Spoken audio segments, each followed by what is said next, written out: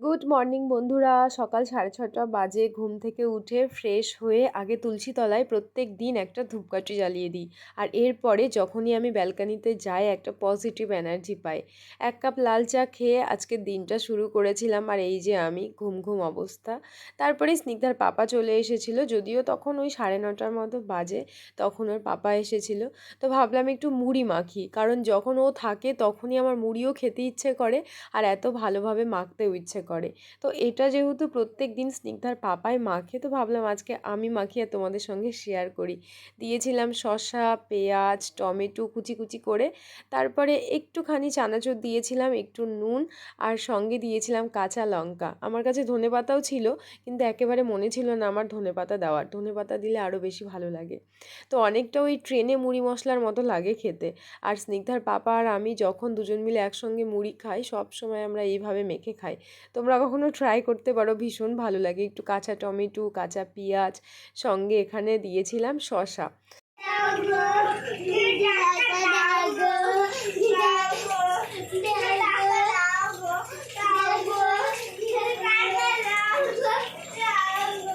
আজকে শ্রেয়সী এসেছিল আমাদের ঘরে খেলতে। বেশিরভাগ দিন স্নিগ্ধায় যায়, তো আজকে এসেছিল শ্রেয়সী। তো ওদের তো দুষ্টুমি দেখলেই ওরা এইভাবে খেলছিল। আর এদিকে আমাদের দুজনের জন্য বানিয়ে নিচ্ছি 2 কাপ চা, কারণ মুড়ি খাওয়ার পরে 1 কাপ চা না হলে হয় না। আর এখন ওই রাত্রি 12:30 মতো বাজে, আমি এখন ভিডিওটা এডিট করছি। তো এই চা দেখে আমার আবার চা খেতে ইচ্ছে হয়ে গেল।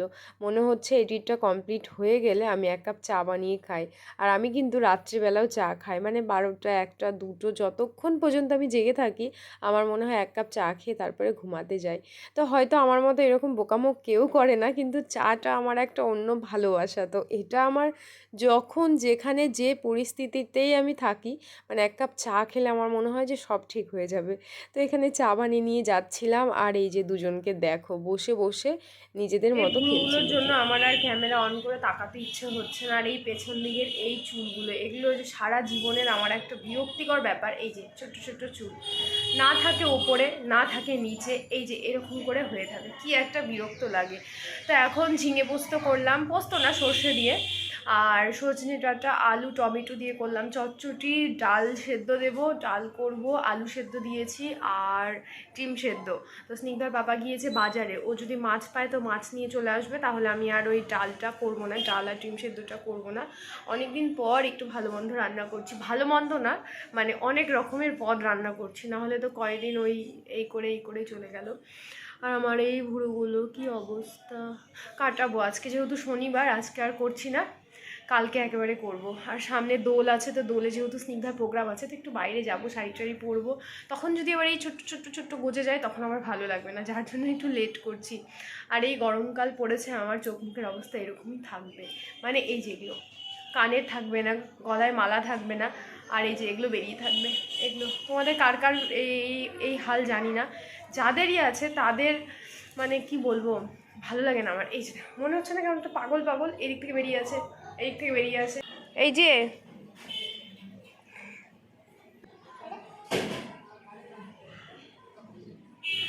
জড়িটা নিয়ে আসলে তো হতো, জড়ি জড়ি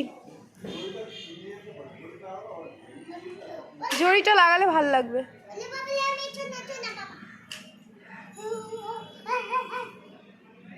ছেলেরা বাজারে যাবে আর মাছ পাবে না, এটা তো হতেই পারে না। ওরা যদি একটা পচা মাছ পায় তো পারলে সেটাকেও নিয়ে আসে। তো পচা মাছ না, আজকে ভালোই মাছ এনেছিল। এটা আমেরিকান না আমেরিকান মাছ বলে, আমেরিকান মাছ। অনেক বড় একটা মাছ ছিল, আর তেল দেখো প্রচুর পরিমাণে তেল ছিল। আর মাছের কিন্তু ডিম হয়ে গেলে সেই মাছের স্বাদ হয় না, আর পেটি অনেক পাতলা হয়ে যায়। তো যেহেতু তেল ছিল, তেলটা কতটা বড়, তো এই তেলটা ভীষণ ভালো লাগে খেতে। আর যেহেতু মাছের ডিম ছিল না, তো মাছের স্বাদও হবে আর পেটি একেবারেই পাতলা হবে না। মানে স্নিগ্ধার খেতে একটু সুবিধা হবে, কারণ বাচ্চাটা আমার কিচ্ছু খেতে পারে না একমাত্র পেটি ছাড়া। আমার বাচ্চা বলে না, সবার বাচ্চাই পেটি ছাড়া তো খেতে পারে না। তো বাড়িতে যখন আমার মাছ আসে আমি শুধু একটাই দেখি যে কতগুলো পেটি হয়েছে। এখানে ছিল শসা, সঙ্গে সজনে ডাঁটা আলু টমেটো দিয়ে একটা করেছিলাম চটচটি, আর ছিল ঝিঙে সর্ষে দিয়ে, মানে ঝিঙে পোস্ত বলতে পারো কিন্তু সর্ষে দেওয়া। আর সঙ্গে ছিল মাছের ঝোল। তো যেটা বললাম অনেকটা লেট হয়ে গেছিলো, আমি আর ভিডিও বানাইনি। এখানে আলু দিয়ে একটু ধনেপাতা উপরে ছড়িয়ে দিয়ে করেছিলাম মাছের ঝোল আদা জিরে বাটা দিয়ে। আর এতটা লেট হয়ে গেছিলো খেতে, তো ভিডিও তো দূরের কথা, তাড়াহুড়ো করে মাছের ঝোলটাকে করেছিলাম। আর আগে থেকে তো রান্না আমার কিছু করাই ছিল। এখন বাজে বিকেল 3:10। আজকে এত দেরি করে মাছটা এনেছে, রান্না বান্না করে খাওয়া দাওয়া করতে একটু লেটই হয়ে গেল। এখন আমি স্নান পুজো করলাম, আর স্নিগ্ধার বাবা স্নান করছে। আর মাথায় কালকে দিয়েছে, পরশুদিন দিয়েছিলাম শ্যাম্পু, আর 2-3 দিন হয়ে গেলে না কেমন একটা চিপচিপ করে মাথাটা, যেটা আমার আজকে করছে। আর আমি কন্ডিশনার দিইনি, আর যার জন্য আরও একটু কেমন একটা লাগছে। তো যাই হোক, আজকে আর দেবো নাকি, স্নান তো হয়েই গেছে, কালকে একবারে শ্যাম্পু করব। আর এই যে আমার চুলের হাল একটু খারাপই আছে, কারণ হেনা করা হয়নি, অনেক দিন হয়ে গেল, সেই বাড়ি গিয়েছিলাম, তারপরে আর হেনা টেনা করা হয়নি। হঠাৎ করে কেটে গেল ভিডিওটা, জানি না কেন, স্টোরেজ হয়তো ফুল হয়ে গেছে। সর আমি একটু শুই দে। আর কোথায় স্নিগ্ধা?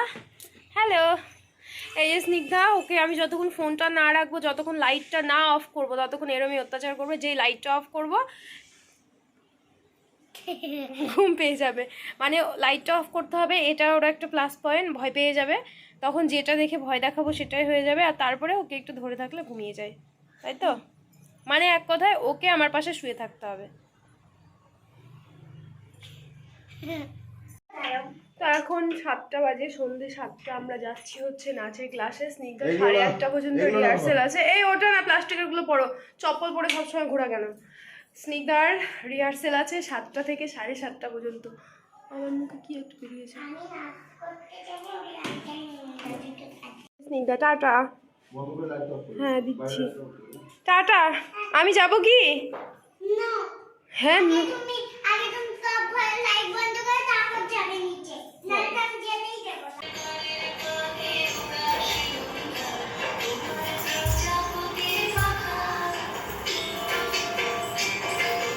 বেশিক্ষণ দেখাতে পারলাম না, কপিরাইট চলে আসবে। তো নাচের ক্লাস থেকে এসে এই বেনুনিটা কিনে এনেছিলাম আসার সময়।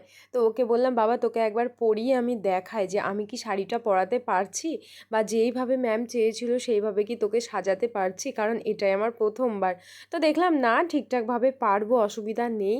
আর আমি না এই জিনিসগুলো আগে থেকেই করি, যে যেই জিনিসটা দেখবো যে আমাকে করতে হবে, সেটা অন্তত 2-1 দিন আগে থেকে আমি করে একবার দেখে রাখবো যে পারি কি না। তো সেটাই দেখলাম যে না, ঠিকঠাক আছে, পারবো। স্নিগ্ধা এখানে পাপাকে নাচ দেখাচ্ছিল, আর পাপা মন দিয়ে বসে বসে নাচ দেখছিল। যদিও 22 তারিখটাতে স্নিগ্ধার পাপা থাকতে পারবে, কিন্তু 25 তারিখে থাকতে পারবে না। তো একটাতে দেখলেই হবে। আর এই যে এখানে কি কথাবার্তা চলছিল, তো তারপরে আর ভিডিওটাকে কন্টিনিউ করিনি। এরপরে খাওয়া দাওয়া করেছিলাম আর কি। তো আজকের ভিডিওটাকে এই পর্যন্ত রাখছি, দেখা হচ্ছে কালকে। ভালো লাগলে লাইক